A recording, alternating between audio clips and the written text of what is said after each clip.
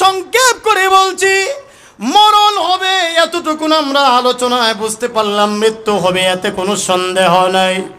মনে রাখবেন, যখন মৃত্যু হয়ে যায়, মৃত্যুবরণ যখন লোকটা করে, হাদিস শরীফের ভিতরে আছে, এই লোকটার রুহটা যখন চলে যায়, ফেরেশতার হাতে ওই রুহটা থাকে। ওই রুহটা সব কিছু দেখতে থাকে। তার আপনজনেরা কেমন করে কান্না করে, সন্তানেরা, ভাইয়েরা, আপনজনেরা যে কান্না করে।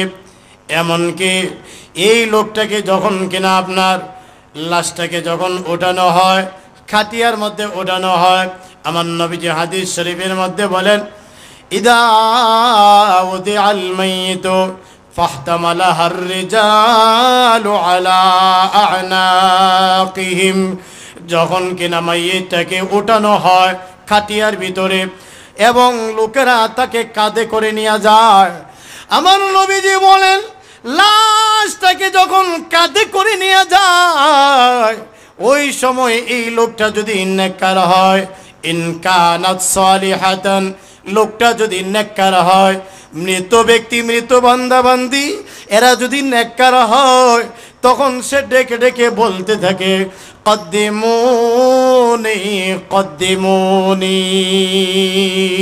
আমাকে দ্রুত করে তোমরা দাফন করো, আমাকে তাড়াতাড়ি তোমরা দাফন করো, আমাকে দেরি করো না, তোমরা আমার দেরি করো না, আমাকে দ্রুত গতিতে তোমরা দাফন করো।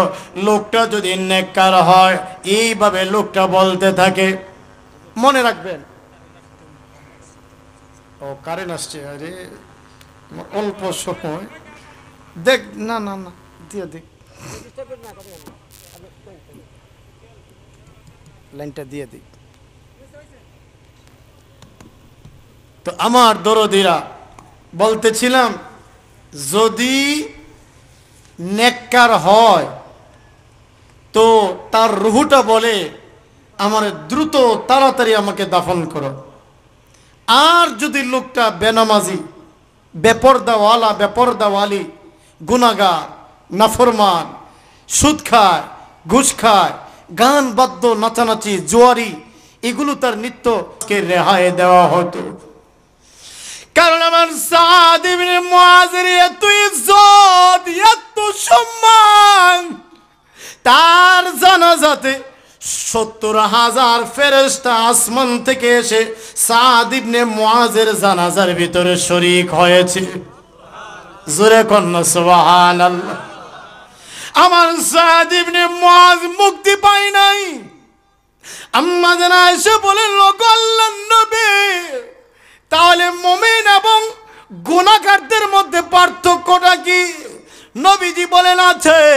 পার্থক্য হলো, একটা বদকার গুনাহগারকে যখন কবরে চাপ সৃষ্টি করবে, এর উদাহরণ হলো একটা ডিমের উপর ভারী পাথর রেখে দিলে যেমন বদকার ব্যক্তির হালতটা এমন। আর নেককার লোকের হালত, মাথা যদি ব্যথা হয় আর তার মাথাটাকে যদি কেউ চেপে দেয়, তাহলে যেমন লাগবে তার কাছে, এমন অনুভব হবে কবরের চাপটা তার কাছে। সুবহানাল্লাহ, জোরে বলেন। নেককার ব্যক্তির কবরে চাপ দিবে, নেককারের কবরের চাপের মাধ্যমে তার জিন্দেগি টুকিটাকি যত গুনাহগুলো ছিল, সমস্ত গুনাহগুলো একটা চাপের মাধ্যমে আল্লাহ মাফ করে দিবে।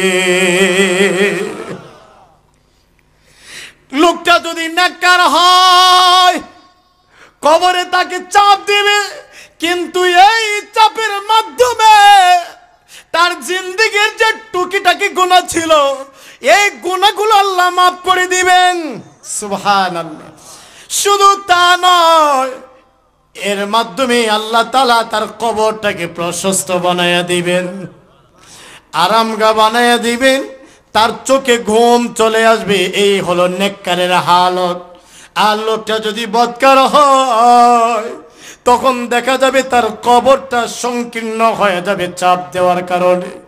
তার এক পাশের হাড্ডিগুলো আরেক পাশে গিয়া ঢুকে যাবে, হাড়গুলো ভেঙে খান খান হয়ে যাবে। এ আমার কলিজার টুকরা টাঙ্গাইলবাসী, আমার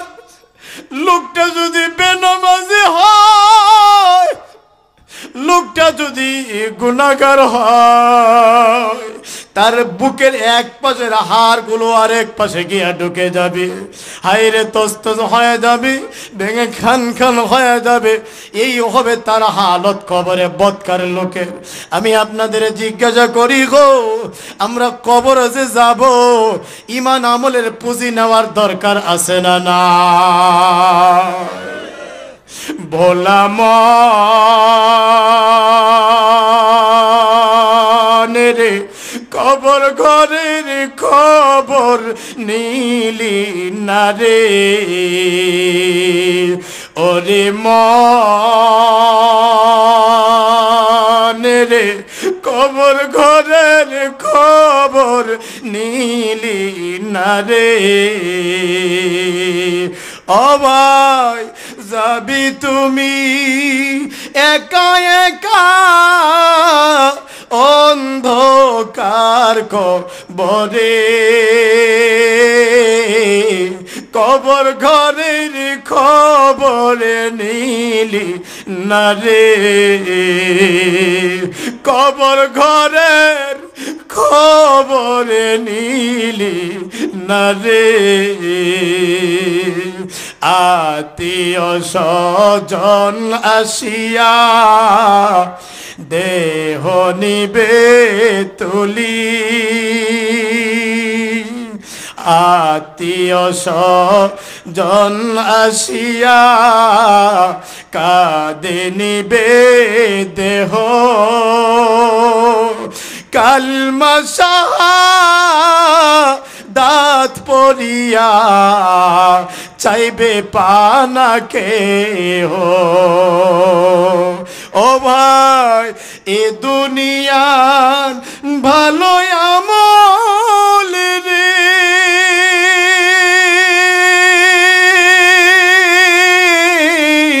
লাগবে পর পারে, কবর ঘরের খবর নীলি না রে। ও ভোলা মনে রে কবর ঘরের খবর নীলি না রে। আল্লাহ আমাদের দয়া করে মাফ করে দেন। জোরে বলেন না আমিন, আরো জোরে বলেন আমিন। এ আমার কলিজা টুকরা প্রাণের টাঙ্গাইলবাসী, কবরের সামান, কবরের সামানা অর্জন করতে হবে। হাইরে কবর, কবরে যদি ঈমান আমলের পুঁজি না নেওয়া যায় বড় ধরা খেয়ে যাবে। তুমি দুনিয়ার সব পাইলা, ধন সম্পদ পাইলা, অট্টালিকার মালিক হইলা, কিন্তু তুমি রবকে পাও নাই, তুমি আল্লাহকে পাও নাই, কিচ্ছু তুমি পাও নাই। আর তুমি দুনিয়াতে কিচ্ছু পাও নাই, ধন সম্পদ নাই, টাকা পয়সা নাই, ভাঙা করে থাকো, কুড়ের করে থাকো, কিন্তু তুমি আল্লাহকে পেয়েছো, তুমি সব যেন পেয়ে গেছো। जिसका रब उसका सब, রবকে যে ব্যক্তি পেয়েছে সে সব পাইল। আল্লাহকে যে পায় নাই, মানে আল্লাহর সন্তুষ্টি যে অর্জন করতে পারে নাই, সে দুনিয়াতে কিছুই পায় নাই, আখিরাতও হারাইল। আমরা কি চাই আল্লাহ আমাদের প্রতি বেজার হোক? আপনারা চান নাকি?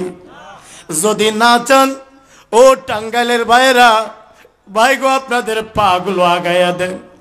আমি আপনাদের পায়ে ধরে বলবো, আমি নাখান্দা একজন অযোগ্য, দিনের কয়েকটা কথা নিয়ে আপনাদের দুয়ারে হাজির হয়েছি। ও কলিজার টুকরারা, আপনাদের পায়ে ধরে বলবো, আল্লাহকে ওয়াস্তে 5টা ওয়াক্ত নামাজ আল্লাহকে ওয়াস্তে পড়বেন ইনশাআল্লাহ।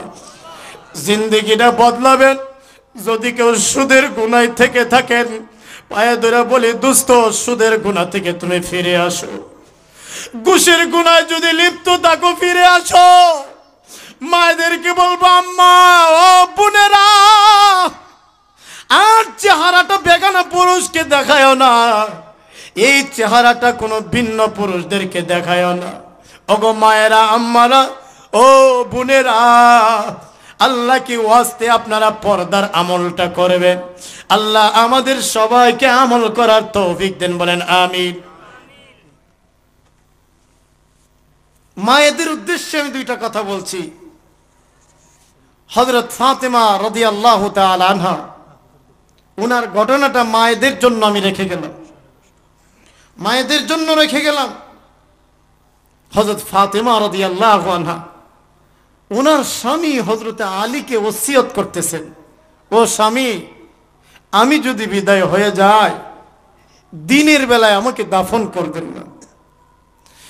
হযরত আলী বলেন, কেন গো ফাতেমা, দিনের বেলায় আপনাকে কেন দাফন করব না? হযরতে ফাতেমা রাদিয়াল্লাহু আনহা বলেন, ওগো স্বামী, আমার জীবদ্দশায় ভিন্ন কোনো পুরুষ আমাকে দেখতে পারে নাই, কখনো আমি বেপর্দা হই নাই, আমি পর্দার বিধান কখনো লঙ্ঘন করি নাই। হ্যাঁ আলী, আমার ইন্তেকালের পরে আমি চাই না কেউ আমাকে দেখুক বেপর্দা, কেউ আমাকে দেখুক আমার পর্দাটা লঙ্ঘন হোক। আমি চাই না কেউ আন্দাজ করুক আমি ফাতেমা কেমন ছিলাম, এটাও আমি চাই না। জোরে বলেন না আল্লাহু আকবার। মৃত্যুর পরে কি, মৃত্যুর পরেও পর্দা করতে চায় হযরতে ফাতেমা। ও আম্মা, বোনেরা আমার, এই ভিতর শিমুল নদীর পূর্ব পার এত গোটা অঞ্চলের যে সকল মায়েরা বোনেরা মাইকের আওয়াজ শুনছেন, মা গো, আপনাদেরকে বলছি, যেই সকল পুরুষদেরকে বিয়ে করা জায়েজ শরীয়তে, ওই পুরুষদের সাথে পর্দা করতে হবে, চেহারা গোটা শরীর ওই পুরুষদের থেকে ঢেকে রাখতে হবে, আপনার কণ্ঠটাকেও তাদের থেকে হেফাজত করতে হবে। ঠিক পুরুষদের বেলায় যেই যেই নারীদেরকে শরীয়তে বিয়ে করা যায়